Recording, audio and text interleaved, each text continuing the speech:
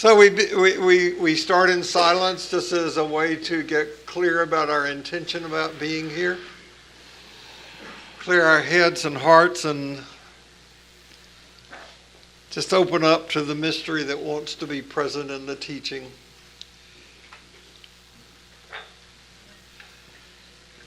So may grace be in our heads and in our thinking. May grace be in our eyes and in our seeing. May grace be in our ears and in our hearing. May grace be in our mouths and in our speaking. May grace be in our hearts and in our understanding. And may grace be at our ends and at our departing. And may we, because of what we do here, grow in patience and tolerance and kindness and love. And no matter who you are, no matter where you are in your spiritual journey, you are celebrated here. So, this is either going to work or not. Hey, it's going to work. That's the way of life. Mary had a baby, oh Lord. Mary had a baby, my Lord. Mary had a baby, Mary had a baby, Mary had a baby, my Lord. What did she name him? What did she name him? My Lord. What did she name him? My Lord. What did she name him? What did she name him? What did she name him? My Lord, King Jesus. She named him King Jesus, my Lord. She named him King Jesus, my Lord. She named him King Jesus. She named him King Jesus. Named him King Jesus, my Lord. Where was he born, my Lord? Where was he born, my Lord? Where was he born? Where was he born? Where was he born? My Lord, born in a manger. Born in a manger, my Lord. Born in a manger, my Lord. Born in a manger, born in a manger, born in a manger, my Lord. The tip jar will be right there. It's a tip jar. So last week, I introduced this new theme that I'm going to be doing for the foreseeable future called Walking the Way. And it is an idea that I found in the book by Sarah Grant, Alternative Theology. And the line that I'm going to be exploring is, it's not the way because Jesus walked it. Jesus walked it because it's the way. And I chose to begin this new theme in Advent so that we could begin at the beginning of the Jesus narrative, which is going to be the guide for teaching for the foreseeable future. And I wanted to begin with the birth stories. And further, to jump into these stories by talking about Mary. Because without an openly feminist perspective, we will not understand Jesus fully. One of the first things I remember hearing Richard Rohr say was that Jesus had a masculine body and a feminine soul. So the territory that we're going to cover in the days in this class and then in the days ahead are going to be these four things that result in transformation. What does it mean to be open? What does it mean to conceive of something? What does it mean to carry or to be pregnant with something new? And then what does it mean to give birth to? We're going to highlight these four things today. And this is feminine territory. is this sacred feminine. Some of you will remember this woman. This is Jan Phillips. I have come to consider her now maybe one of our living mystics.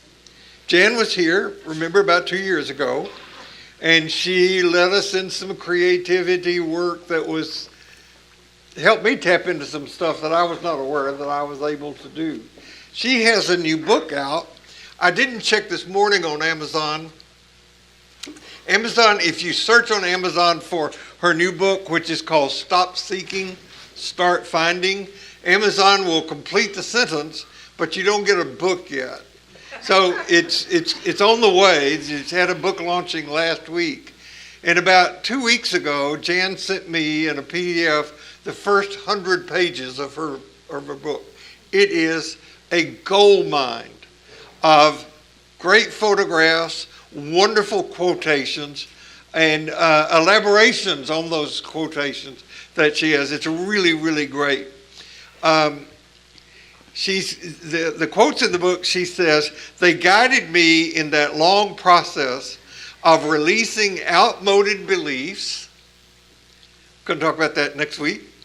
And creating a faith for myself that was original, authentic, and resilient. I love that. And she adds, for those who notice there are more male voices than female here, let us remember the silencing of women, which began with the patriarchy and continues today. There are some things, she didn't say this, these are my words. There are some things that men should just shut up about and listen. So I asked Holly, Dr. Holly Hudley, to be here today, and I'm going to try my best to keep from doing what men are really good at, and that's explaining. You want to unpack that for us? Yeah. Oh, by the way, so for those of you who can't see, this is the painting that is up here that was painted by Barbara Robertson. Hold your hand up so people will see you. She did this work right here. It's wonderful. And she was, I hope you come after this is over and look at the painting. It's really wonderful. And she was pointing out to me the face of the baby Jesus and his hair. Just come and look. Mm-hmm. It's good. Mm. So it just occurs to me as you were... I'm going to go get coffee. Okay. Now. You're not going to listen. You'll just go. All right. See ya. And it occurred to me as you were saying, to walk in the way, I think we have to understand the feminine of the way. And to understand the birth, which is not where it began, we have to go back before the birth to conception. And in order to understand Mary as an integral part of the nativity and the birth of Jesus, I think it's also essential to understand her as kind of an avatar of the cosmic feminine as well as the embodied feminine. She's part of a long lineage of mothers who brought creation events into being. And really every idea, every thought that we put into action, every single thing that we do begins with conception. Cosmically, before, you knew I was going to bring that in, before the universe could be born, before the Big Bang, there was actually something else. There had to be a kind of fallow ground that was ripe enough to conceive, to hold, and then to birth the universe as we know it. In other words, whatever it was had to be open. The Big Bang is the birth moment, not the beginning moment, the birth moment. I've learned from evolutionary cosmology that something cannot come from nothing. You've heard the saying, nature abhors a vacuum. You've also likely heard that there are particles smaller than even the microscopic eye can see. There was never nothing. I like that I just used a double negative. There may have been really small, tiny, slower moving particles at one time that circled each other at great distances. And it got closer and closer and closer until one day, which is kind of funny to say because there was no day or no night back then, Enough of them collided, and this blinding flare of light burst forth. It was a great cosmic sex event. The whole universe is based on the laws of attraction, which is a rudimentary definition of love. Two things need to come together and form a bond. The Big Bang is the product of attraction.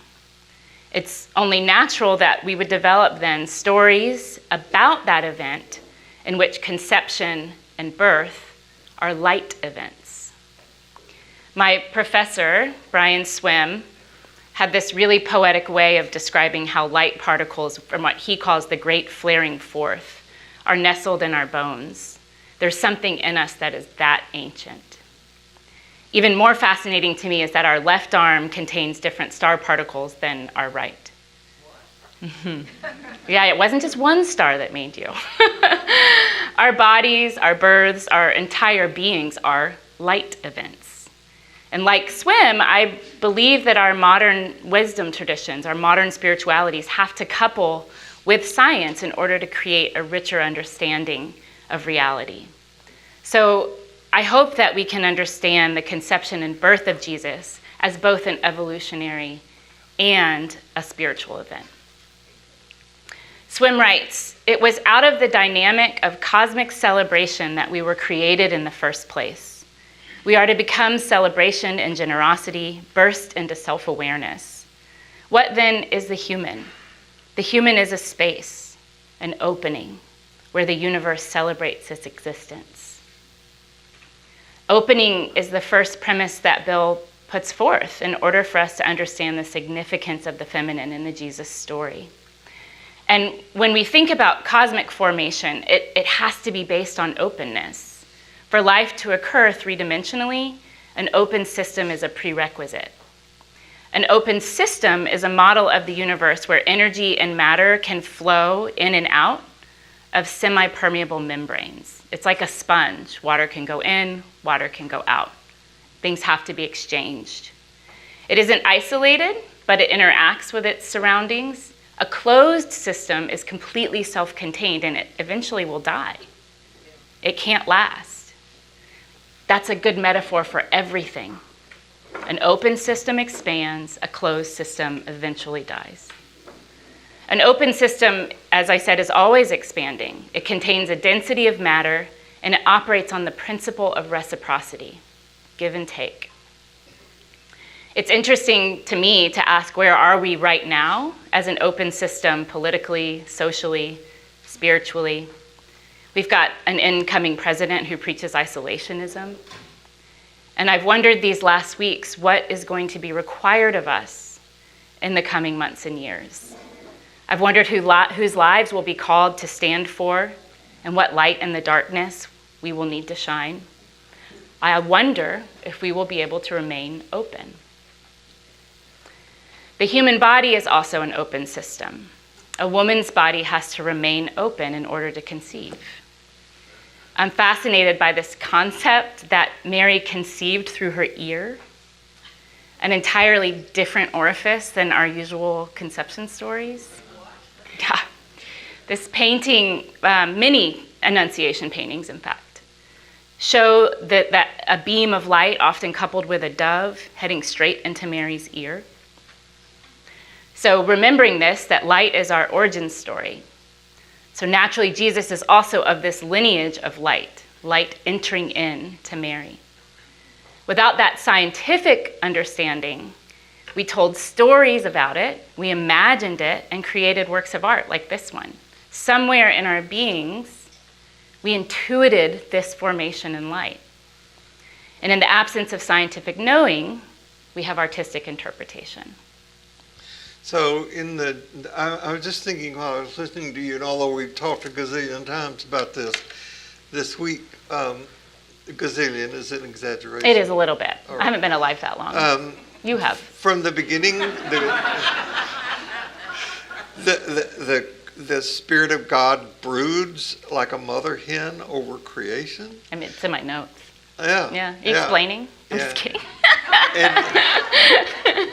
And Paul talks about all creation is groaning in travail to bring something forth. Yeah. So I want to say a word about being open. And I am not alone in what I'm about to say. That is, what I'm about to say is a position that I believe that every one of you holds. Especially about what we might call our core beliefs or our core values. I believe, and I think you believe, that everybody should be like Holly just said and be open. Open to new light, open to new information, new experiences.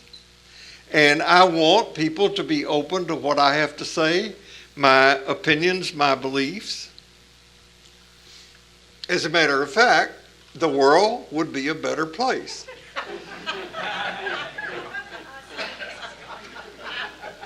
If people were open to the way I see things. And you feel the same way, right? Which means that I'm likely not as open to other people's points of view as I want them to be for me.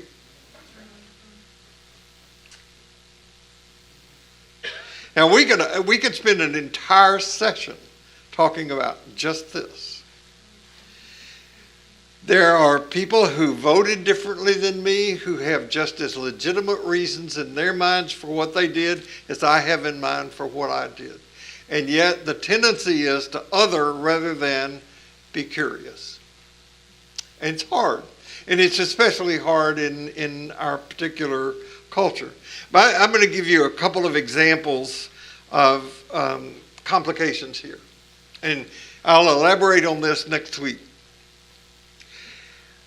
I am still as excited and energized about reading new theological and biblical material as I was when I was in graduate school. It turns me on. It excites me. I make notes about it. I will talk to people, even if they're not interested about it. And starting very early in my life, I came to see that the Bible, what we call the Bible, is a humanly constructed document. God didn't dictate. Now, there are people who disagree with that. And they have a view of inspiration that says that God inspired the writers of Holy Scripture, particularly Jewish and Christian, to produce a product that has been kept virtually without error for centuries. So you've got people on that side and people on the other side who believe that. Now, if somebody has been taught that the Bible is divinely inspired, and not only that, but that it contains material that if you embrace that material, it will protect you from going to hell when you die. And somebody comes along and says, that's not the most useful way to see this. Immediately the defenses go up. You understand that? What I'm saying? Okay. Last week I said that we're talking about openness and conception today. I said that the idea of the virgin birth did not originate as a doctrinal statement in Christianity for 400 years after the start of the church. That's a long time. The birth stories were not an important part in the early part of the Christian movement. And yet, we have moved to a position today where for many people, unless you believe in the literal virgin birth of Jesus, you're not a Christian. We've come to that divide. So, there are some things like racism and misogyny that people have different beliefs about that I think are not just factually wrong, they're morally wrong. So I can't be open to thinking that racism is okay. It isn't. But it's built into our culture, and the white patriarchy that flows through the veins of this country has not been as blatant since before the misogyny has not been as blatant in this country as since before passing of the 19th Amendment. Now, I hold it that it's a failure to follow Jesus not to point this out. Other people would say he's gone to meddling and teaching politics. So we've got this divide somehow to navigate in a way that doesn't create more division, more offense, more argumentativeness. And I'm not sure how we do that. I'm just knowing that it's something that needs to happen. We're the first people in human history to know what we know about the cosmological stuff that Holly is talking about. I think we're the first people in history to know what we know in the last couple of hundred years, what we know about Jesus and the creation of the Bible.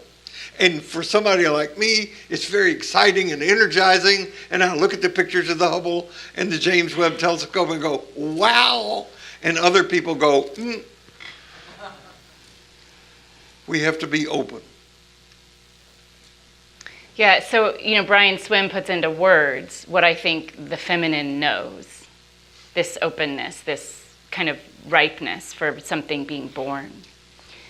And before we move on to the next slide, I want you guys just to notice the figures in the left corner. Just remember that they're there, because I won't come back to it.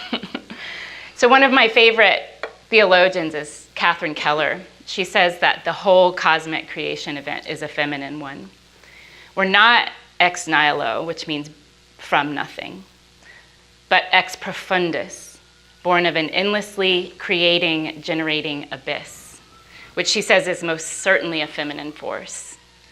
She takes her premise, Bill has already dropped it in, from these first lines of Genesis, in which God's spirit broods like a bird above the watery abyss. She argues that this is a mothering image and compares the abyss to the womb and the bird to an expectant mother. Her theology is one of becoming, a very pregnant word indeed. And we cannot become without remaining open. So with this possibility in mind, evolution is one, you said this too, giant act of groaning into existence. We are contained in this cosmic womb, if you will, right now. We're all being carried by it. Another of my favorite images is the cosmic Ouroboros. It's an ancient image of the serpent eating its own tail. You could say this was the first picture of the universe, depicting birth, death, and rebirth, constantly recycling, constantly generating, constantly eating itself and being reborn. Again, I want to point out the comparison to Mary, who we really only encounter at the birth and the death of Jesus. She's at the beginning and she's at the end, but she is also the continuation.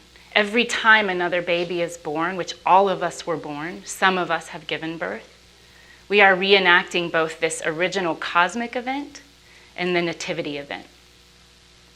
Every time a death occurs, it's also a cosmic event.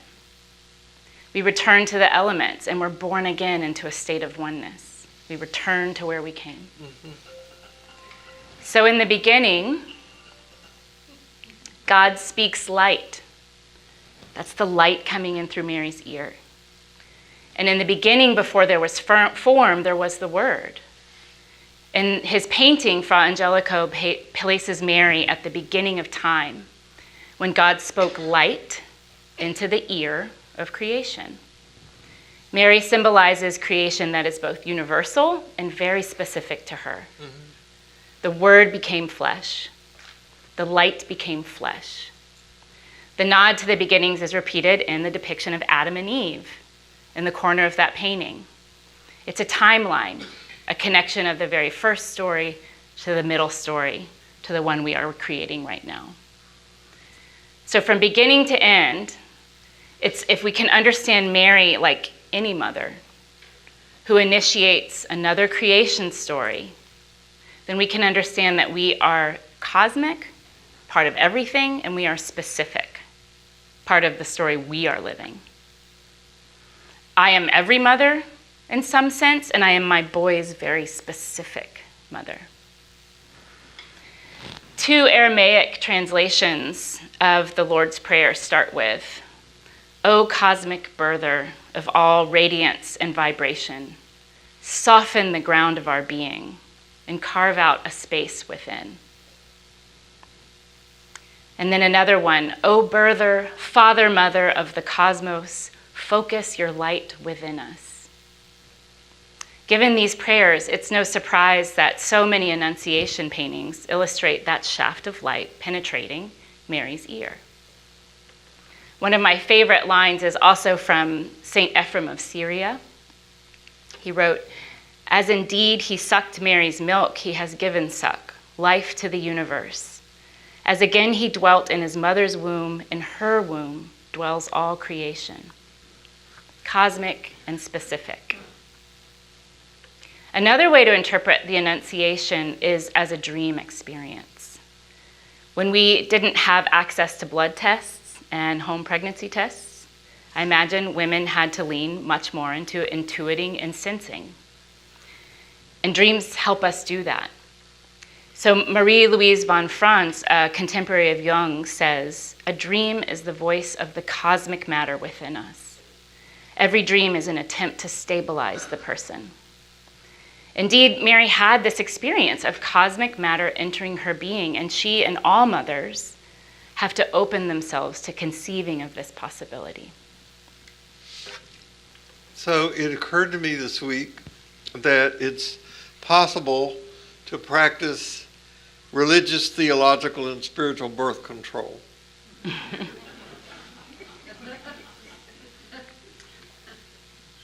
You know, birth control allows you to have sex without risking conceiving in pregnancy if you're heterosexual.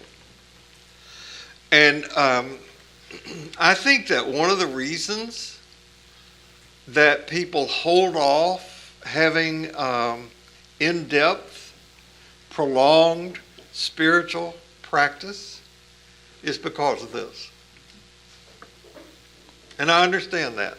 I'm sympathetic with it. So if you were not here last week, I hope that you will take the time. I can get it.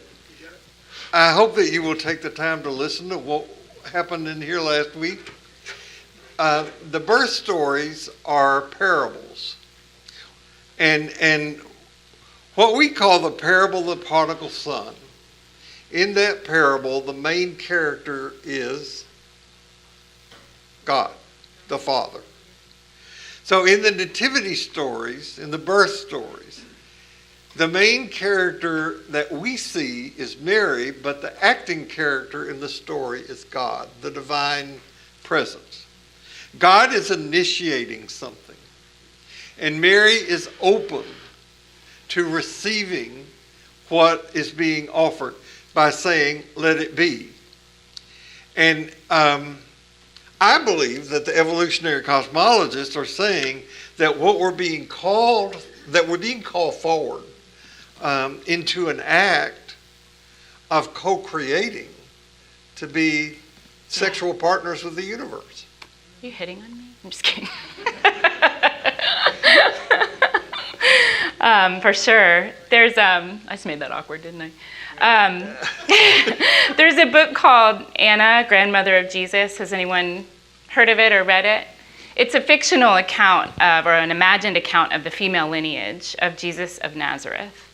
And it's told from Anna's perspective, who is Mary's mother. We learn that she's a woman who's schooled in mystical traditions, and she operates as kind of a schoolmarm for this mystery school that she and her husband Joachim prepare young males and females for what they call light conception. The school, it actually exists, is called the Essenes of Mount Carmel Temple and Mystery School. It was revered by ancient Egyptian priests, so pre-Christian. It was the place where Pythagoras is said to have studied, the father of mathematics and philosophy. It is the place of the altar of Elijah the prophet, and the place where Jesus maybe spent all those years where we don't know where he went. In a mystery school. It's also the birthplace of the Catholic Carmelite order, and this holds a really special place in my heart because it was actually from a group of Carmelites in Colorado. I went to Colorado College, and this group of Carmelite monks and nuns, it was a co-ed monastery, would teach classes at Colorado College, and then we would go to the monastery and learn from them in their space. And it was from them that I was initiated into the Christian mystical tradition. I was 19. It was my mystery school. Yeah, what? 19. Yeah. Yeah. At 19, we know everything. Everything. I knew everything then. It's too bad I forgot it all. Anna's daughter, Mariana, is the mother of Jesus, was among the students in this mystery school. So she's described in the book as special, quiet, patient, curious. As the story goes, there were 12 other maidens and 13 males also being prepared for initiation during that season. 13 is a feminine number. It is the lunar calendar. If we followed a 28-day lunar cycle, the way women's bodies generally do, we would have 13 months in our year. At the mystery school, Mariana was promised to Joseph and became pregnant with Jesus. There's this line in the book that says, "And they came to the doorway shining with a bright white light." And you're like, we know what just happened.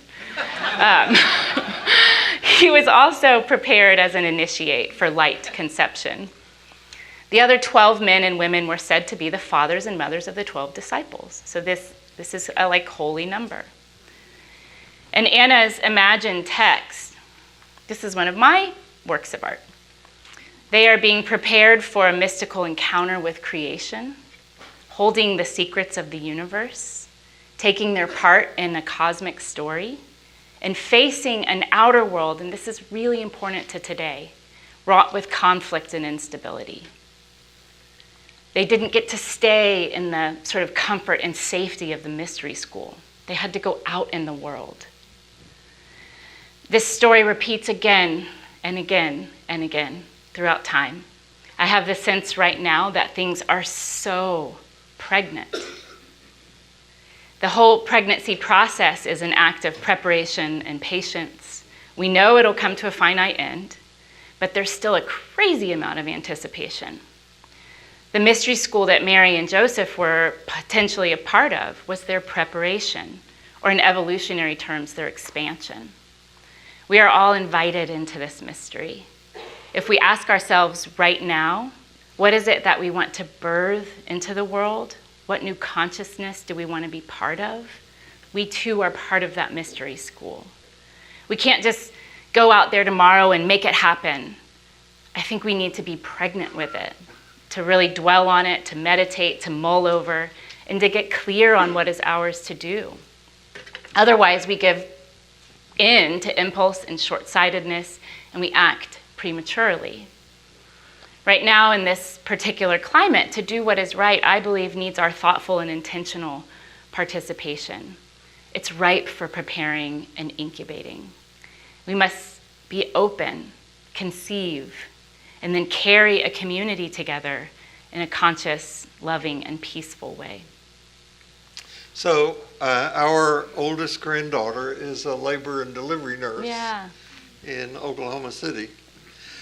And every grandparent thinks their grandchildren are precocious, so whatever. She's the one who, when she was very young, said to me, "Granddad, what has 4 wheels and flies?" A garbage truck. A garbage truck. A garbage truck. It has 4 wheels and flies. Oh. Right. You're supposed to roll your eyes. Yeah. And then when she was a little older, she came to me and she said, "Granddad, have you ever been in a room when a baby was born?" And I said, "No."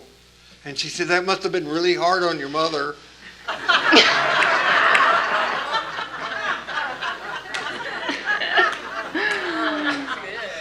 It's good, yeah. Yeah. When my children were born, fathers were not allowed in the delivery room. That was not, now it's practically required. You know, you did this to me, you're going to be here. You know, you're going to be here during the event. There is no way that men can do anything other than know about giving birth. We cannot know that experience. And yet, we live in a culture, and this is just not here, this is around the world, where men are in charge of a lot of this.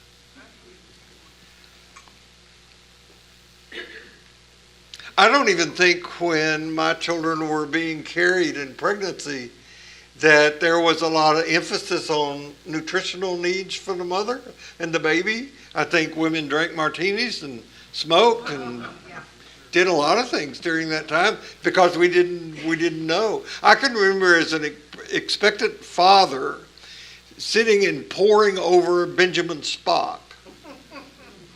So my children were Spock babies, you know. And I learned stuff on the paper that when the little creature came into the world, it was just different. Nobody prepares you for what it's like to be dressed to go to church. To have spit up all over you. No, that's not where I'm going. And, I need to change his diaper. And then you realize that's a mistake because you get this golden shower that causes you to have to redo the whole thing. But that's part of what's giving birth.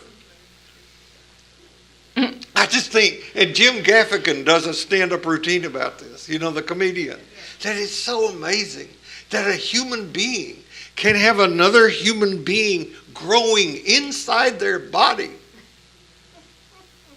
And then, Dave Barry says, never ask a woman if she's pregnant unless you see the baby coming out of her body.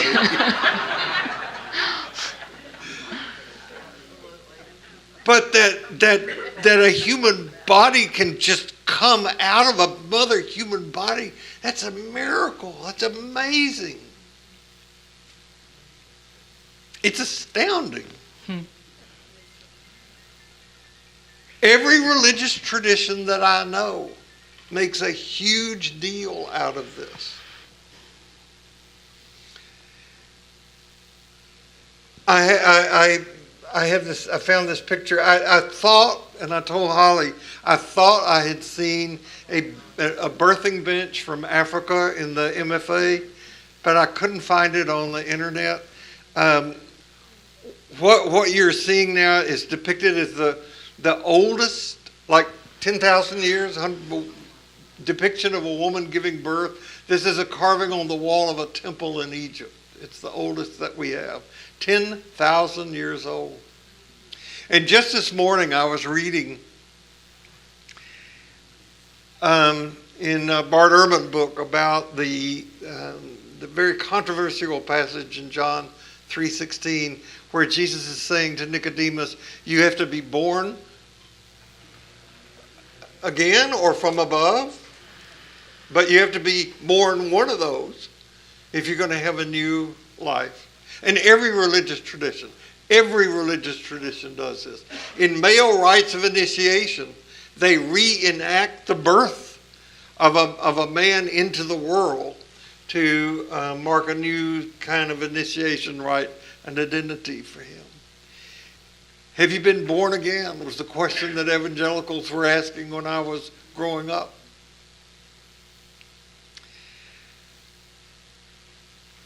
I understand it's hard. Giving birth. Mm-hmm. Can be. And messy. My first one was 19 hours. My second was 2. Yeah. So during your 19 hours, did you read a book or? No. Josh fell asleep at one point. He put his head on the side of the bed and fell asleep. I was like, wake up! You don't get to sleep if I don't get to sleep. It was hard. Okay. Yeah. You believe me? The most powerful image to me of Mary is the fact that she was an actual mother. She gave birth in a manger with bleating and mooing animals around her. It was not a silent night. And I can tell you from experience, it was not tidy or clean. Birth is probably the most physically intense experience I've ever been through to date. I'm imagining there are other really intense physical experiences. Tearing my ACL was a physical, intense experience. But birth is different. It's intense pain followed by a kind of shuddering relief. It's exhilaration followed by exhaustion. It's all-consuming love, a desire to hold on, knowing that the whole time you're also letting go. It's so easy to put Mary, the mother of Jesus, in this kind of clean distance in our religious imaginations, to make her perfect. Either because we feel anxious about our own need to be perfect and need something to aspire to, we can give up on that. Or reduce our human experience to less than, to never quite measuring up. And I'm thinking there's probably a third way, that she was wholly in her humanness. And as I prepared for this week, one of the things I wanted to imagine was, what might Mary say about her own birth event? I wonder if she, like me, kept a journal of the various pains and changes of her body, the ways that it changed as she was pregnant, and the ways that it kind of drooped and sagged when she gave birth, or what it was like for her milk to come in, for her heart and body to stretch in ways that she never thought possible. Motherhood does this to you. I know parenting does in general, but I'm speaking specifically of the mothering experience. Suddenly, a part of you lives outside of your body. Your own heart is beating in this tiny little creature who is 1,000% dependent on you to stay alive. It is the most powerful and powerless feeling I have ever felt in my entire life.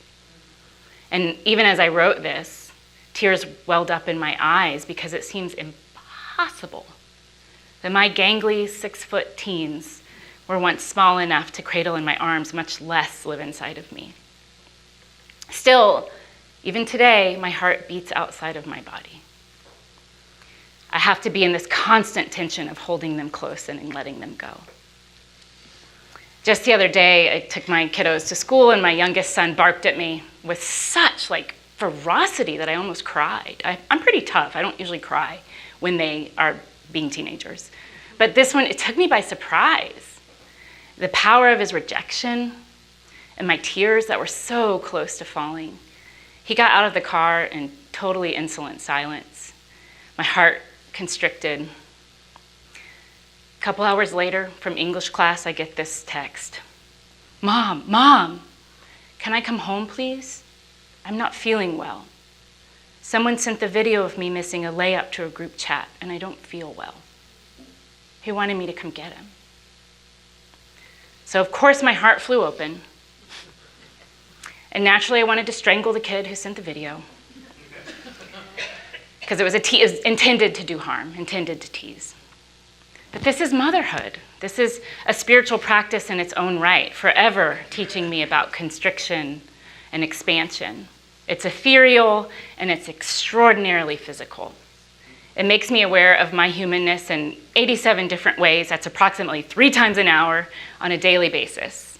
And it reminds me of how I'm both mystically connected to the beginnings of time and how I'm also very connected to this very specific time. I think Mary must have felt all of this as she watched Jesus grow. The first time he fell, the time she couldn't find him and he was preaching in the temple. I'm just thinking she went over and went, "Jesus of Nazareth, Christ, get off there. You are embarrassing yourself." I don't know, or just, she feared for his life at some point. But I wonder if she felt his failures as her own. This is an impossible thing not to feel. And his death is a part of her falling away. There's a theory called microchimerism that says women carry fetal cells from all the babies they've ever carried. These cells cross our defensive barriers, and they mix with our own cells and circulate in our bloodstream for decades and decades after each birth. Or if the baby wasn't born. The mother's body incorporates these fetal cells into her own as if they belong to each other. Our children, both the ones that lived and the ones that didn't, quite literally float in our bodies. Their cells are protective against many types of diseases. They can also cause autoimmune diseases. They can save us, they can harm us. Similarly, the mother's cells are most likely carried by the child. The implications here are stunning. We're never fully separate. We never fully lose each other, and yet we also never stop longing for the other. So I want to close this time by reading a poem. It's a very embodied depiction of Mary. Sometimes I wonder if Mary breastfed Jesus, if she cried out when he bit her, or if she sobbed when he wouldn't latch. And sometimes I wonder if this is all too vulgar to ask in church. Pause. I did say, Bill, can I read this in church? Full of men without milk stains on their shirts. Or coconut oil on their breasts, preaching from the pulpits off limits to the Mother of God. But then I think of feeding Jesus, birthing Jesus, the expulsion of blood and the smell of sweat, the salt of a mother's tears onto the soft head of the salt of the earth. Feeling lonely and tired, hungry, annoyed, overwhelmed, loving. And I think if the vulgarity of birth is not honestly preached by men who carry power but not burden, who carry privilege but not labor, who carry authority but not submission, then it should not be preached at all. Because the real scandal of the birth of God lies in the cracked nipples of a 14-year-old and in the sermons of ministers who say women are too delicate to lead.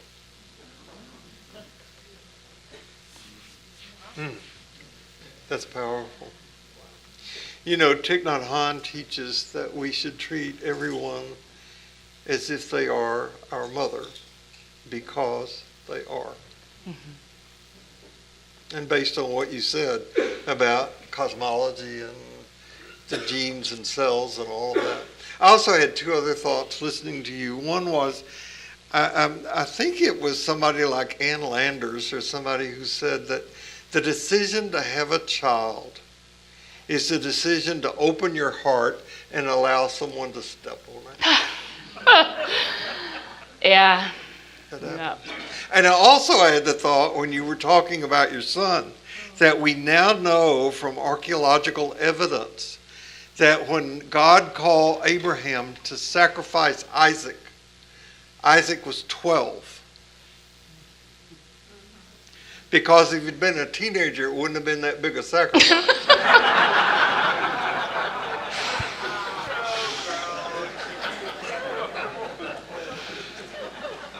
Okay. So this is preparation, this today, for what's coming. And what I would like for you to leave here today with at least a smattering of is that we, in our decision, I hope you join me in walking the way, is we're going to make a journey of a lifetime. And the lifetime is a life that we're going to study of Jesus and to see what, given what we now know from modern scholarship and biblical stuff, but also from the mystics, are lessons for us for the own living of our lives. So the reason I want to start an Advent and with Mary is because of this line from Meister Eckhart, who said, "What good is it that Christ was born 2,000 years ago if he's not born now in your heart?" Now, what does that mean for us? Well, Mary waits.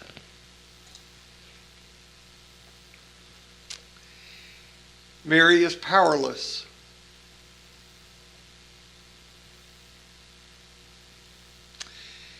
Mary is patient. Mary is not in control. There's not a possibility of being a little pregnant. The only control that Mary has is to take care of herself and to be present. And that she is practicing knowing that the road to God is not elsewhere. It's here. It's a parable. But this waiting is not passive waiting. It is, and this is where we'll pick up next week, being willing to and working at how she sees what is happening. Probably one of the most powerful passages in all the Christian scripture is what's called the Magnificat, which Mary sings after finding out that she is pregnant. I think what it means for us is doing what is required of us to see and experience God in new ways. It is embracing the awesome knowledge that God enters the world through us. We are God's way of preparing. If we are open to it, can conceive of it, are willing to carry it, and are willing to give birth to it. No matter where you go this week, no matter what happens, remember this, you carry precious cargo, so watch your step, and see you here next Sunday.